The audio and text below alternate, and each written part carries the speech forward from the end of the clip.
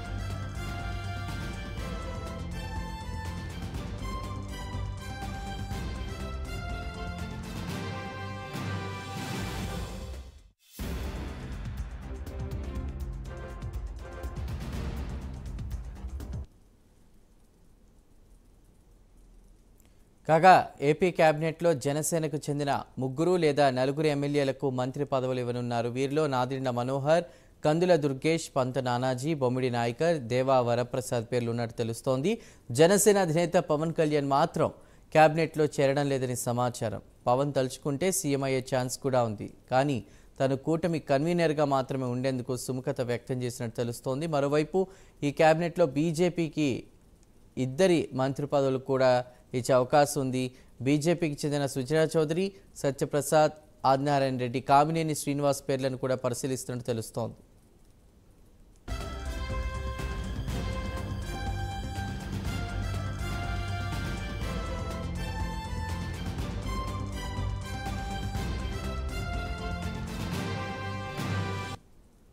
మరోవైపు మంత్రివర్గంలో చేరేందుకు టీడీపీ నుంచి పలువురు ఆశావహులు ముందుకొస్తున్నారు. ప్రాంతాల వారీగా టీడీపీ ఎమ్మెల్యేలను చూస్తే శ్రీకాకుళం నుంచి అచ్చెన్నాయుడు, కూన రవికుమార్, గౌతు శిరీష పోటీ పడుతుండగా విజయనగరం నుంచి కిమిడి కళా వెంకట్రావు పేరు వినిపిస్తోంది. అంతేకాకుండా విశాఖపట్నం నుంచి అయ్యన్న పాత్రుడు, తూర్పుగోదావరి జిల్లా నుంచి బుచ్చయ్య చౌదరి, యనమల దివ్య, జ్యోతుల్ నెహ్రూ, పశ్చిమ గోదావరి నుంచి నిమ్మల రామనాయుడు, కృష్ణా నుంచి కొల్లు రవీంద్ర పోటీలో ఉన్నారు. ఇక గుంటూరు నుండి ధూళిపాళ్ల నరేంద్ర, అనగాని సత్యప్రసాద్, ప్రకాశం నుంచి దామచర్ల జనార్దన్, గొట్టిపాటి రవికుమార్, బాల వీరాంజనేయ స్వామి, నెల్లూరు నుంచి నారాయణ, సోమిరెడ్డి, చంద్రమోహన్ రెడ్డి, చిత్తూరు నుంచి అమర్నాథ్ రెడ్డి, కడప నుంచి మాధవిరెడ్డి, కర్నూలు నుంచి కోట్ల సూర్యప్రకాష్ రెడ్డి, టీజీ భరత్, ఎన్ఎండి ఫారూక్, అనంతపురం నుంచి పాయావుల కేశవ్, పరిటాల సునీతలకు మంత్రివర్గంలో చోటు దక్కే అవకాశం ఉంది. వీరిలో పలువురు ఇదివరకే కేబినెట్లో మంత్రులుగా బాధ్యతలు నిర్వహించిన అనుభవం కూడా ఉంది.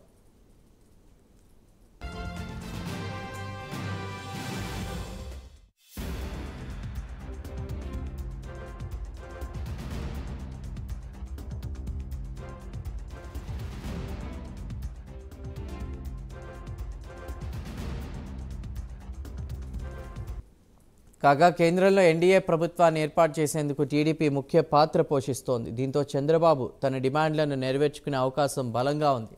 రాష్ట్రానికి ప్రత్యేక హోదా, విశాఖ ఉక్కు కర్మాగారం ప్రైవేటీకరణ చేయకుండా ఆపడం, పోలవరం ప్రాజెక్టును త్వరగా పూర్తి చేసుకునే అవకాశం చంద్రబాబుకు దక్కిందని చెప్పొచ్చు.